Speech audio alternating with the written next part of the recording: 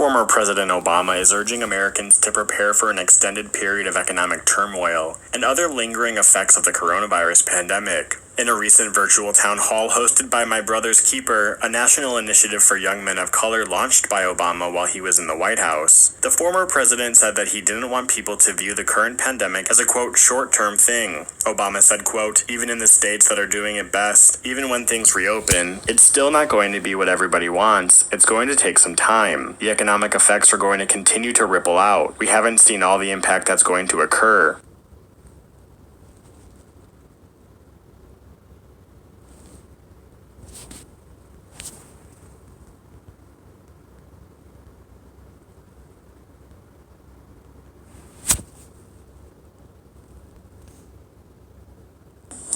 If you can't pay rent, you will not be evicted during these tough times. That's according to the state of Texas. So why are some people still getting notices to vacate? Grace White is getting answers. It's been an adjustment for sure. When Erica Lang lost her job as a waitress because of the coronavirus outbreak, she lost the ability to pay rent. To get the notice today, it's a little bit scary. To think that the possibility of having to move out. Lang found this notice on her apartment door. On one page, it said her landlord was waiving late fees, but on the next, there was a notice to vacate by April 15th. I was confused. Are they evicting? Are they not evicting? The Texas Supreme Court put a stop on all evictions until the end of April. But John Boriak, the president-elect of the Houston Apartment Association, says the paperwork is still in motion. That still means you can get notice of if you're behind in your rent, but your trial won't happen until the end of April. And I think that's where the confusion comes in, because people think, okay, I won't be evicted, but then why did I get a notice? Right. So that really what that needs to be seen as is when you get a notice, it's your apartment community reaching out saying, hey, we haven't heard from you. Your rent is due. Lang's tried to do the best she can, putting $600 down towards her monthly rent of around $900. I want to make sure that we're protected and that I guess other people going through the same thing are protected and that they know that they are going to have a home to come home to at the end of the day. We called Lang's landlord. She says she wants to work with each tenant, and these evictions, she confirms, won't be enforced, at least through the end of the month. It's just paperwork, she said, they have to do. Back to you. Like most of us, 27-year-old Emily Witten of Houston is spending almost all of her time right now stuck inside because of the coronavirus. Stuck inside her cozy 2-bedroom midtown apartment. The problem is, Emily, for the first time ever, is now in danger of losing her apartment. You see, she just lost her job as an office manager of an event company, along with half the people she worked with, and is now frightened she'll be evicted if she can't make next month's rent. I'm terrified of losing this place because I've tried contacting the management company and the residential owners, and I haven't gotten a response from either one. I'm terrified I'm going to lose the only thing I have left. Luckily for Emily and thousands of other renters in our area, last week the Texas Supreme Court put a temporary halt on all evictions until April 19th. The order reads, in any action or eviction, no trial, hearing, or other proceeding may be conducted, and all deadlines are told until after April 19th, 2020.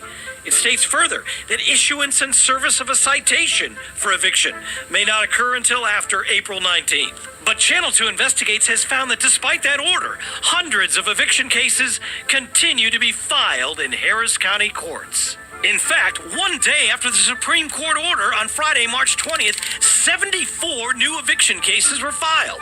On Monday the 23rd, 124 more cases. And just yesterday, 25 cases were filed. That's a whopping 223 eviction cases filed since the order went into effect.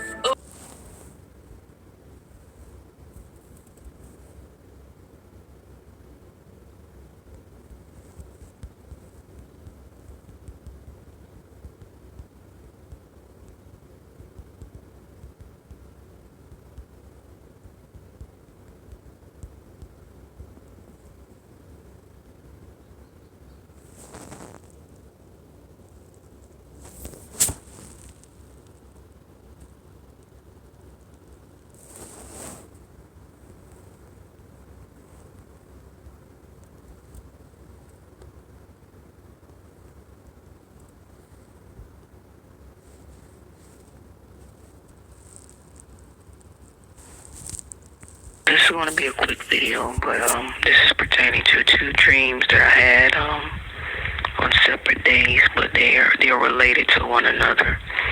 Okay.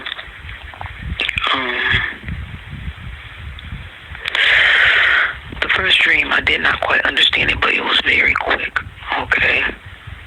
All right, and then I received the second dream today, in which it makes sense.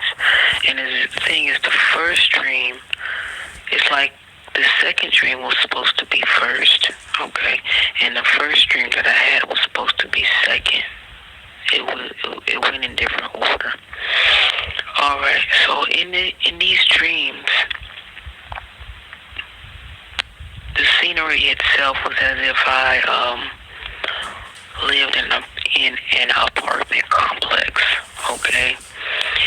And in this apartment complex, I lived in a duplex. And with that, I had a roommate. Me and my roommate had separate rooms. We shared the living room, the kitchen, and one bath. All right. The first dream I had, when I was in this dream, I was able to walk into my apartment. But when it came to walking to my room, there was a chain, a lock on my door, in which I could not get in. There was no possible way that I could get in. It was somewhat like an eviction, but no one gave me a notice. All right? And then that dream ended. Quick dream. I did not understand it. I didn't know if it was something that was due to happen. I don't know if it was just a off-the-wall dream. I did not know. Okay? And then 2 days after that, I received the same dream, but this time my door was open, all my belongings were there, okay? And it's as if nothing happened. So as I was in my room, laying down, my door was halfway closed, and I seen my roommate peek into my room. And then I jumped up and I seen her, and she looked sad and confused, and she was with some friends of hers packing her stuff.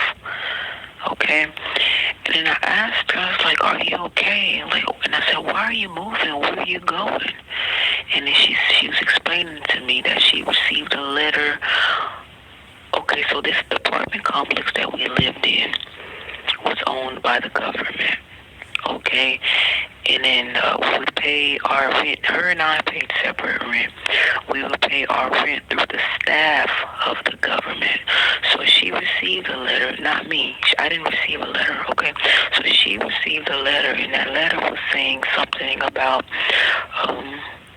the staff of the government was placed on, I believe, leave. It was placed on permanent leave, and the government itself was going to take over the apartment. And it's the government that said, "Get out. Everybody get out." So she had that short notice, and she was upset. She was confused. So with that, her and her friends were packing her stuff. Not only was she packing stuff out of her room, but like I said, her and I shared the living room and the kitchen and the bathroom, but she was packing everything out of the kitchen as if I was not going to live there either, okay? She was packing everything out of the bathroom as if I was not going to live there either. But I didn't say anything in this dream.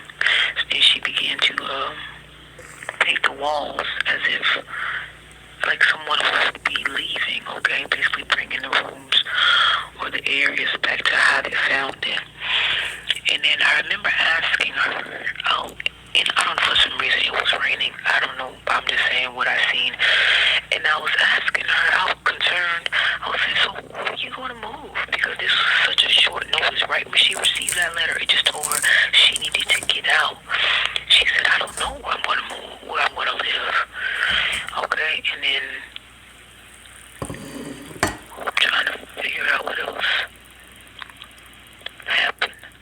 But no, she just kept going in and out, taking all of her belongings, just trying to hurry up and get out because she had a certain amount of time to get out. So then I woke up from the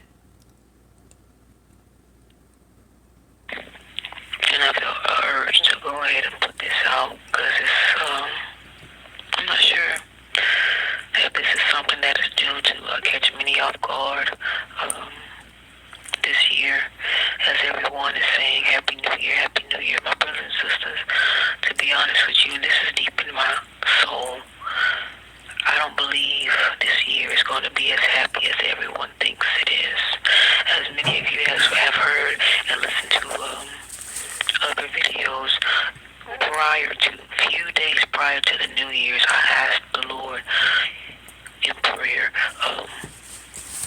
what does he have to say? I mean, does he have anything to reveal to me? And he said persecution.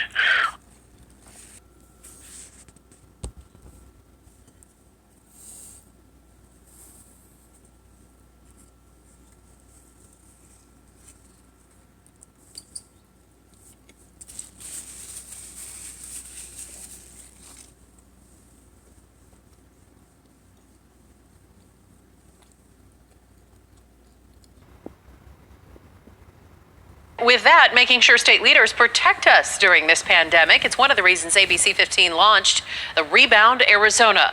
If you can't pay rent specifically because of the pandemic's impact, you're supposed to be protected under Governor Doug Ducey's executive order stopping most evictions. But there's some confusion over how you can qualify for this and who makes that decision. It's leaving some families at the mercy of their landlords. And tonight, Let Joe Know's Joe Ducey is asking the governor's office to clarify that order as he tries helping one of those families rebound. It's a quiet day at this Glendale apartment complex. Quiet before the storm. That's my biggest fear right there, is for them to put me and my kids out today. We're with Tanisha Bell and her family, holed up in their small apartment. On this day, a county constable is supposed to come back and remove them. I'm pretty much just waiting, basically, to get kicked out. When Tanisha says she couldn't pay her March rent in full, she says the complex added nearly $400 in late fees and eviction court costs. All of that despite this. Yesterday, I signed an executive order to delay the enforcement of eviction action orders for renters who are quarantining or facing economic hardship. Last month, Governor Ducey announced a 120-day executive order keeping tenants like Tanisha in their rentals if they can't pay rent due to health or financial reasons tied to COVID-19. But attorney Pam Bridge says the order's wording is putting tenants at risk. Tenants are worried. Bridge is an attorney with the nonprofit Community Legal Services. She points to this vague but crucial part of the order. It says tenants must notify the landlord in writing with any available documentation. They're going to be sitting at home wondering if that's enough. Are they going to be locked out? What is available documentation? We took that to Governor Ducey's office. What documents are necessary? We asked the governor for clarification. No response. My hours significantly dropped. Tanisha says when her disabled son moved out, her caregiver role ended. And because of the virus, so did a lot of her part-time work.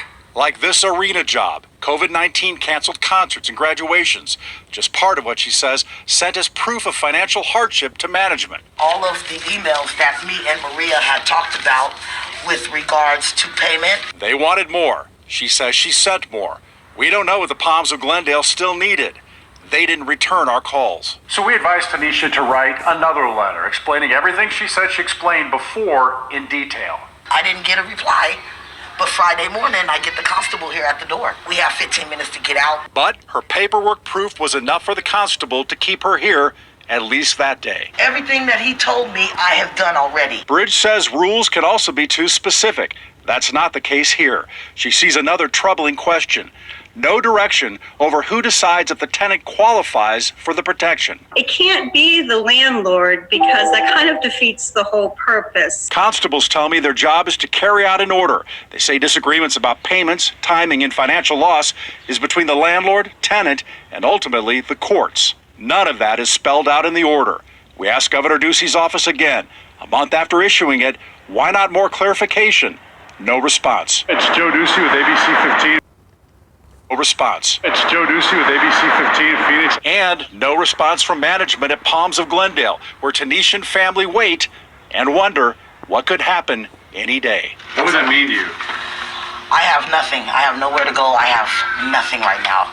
So that would just mean that me and my family would be out on the street. The constable hasn't been back, but then Tanisha got this from management. It says they gave her time to come up with, quote, proper documentation and asked when she could pay or surrender the unit.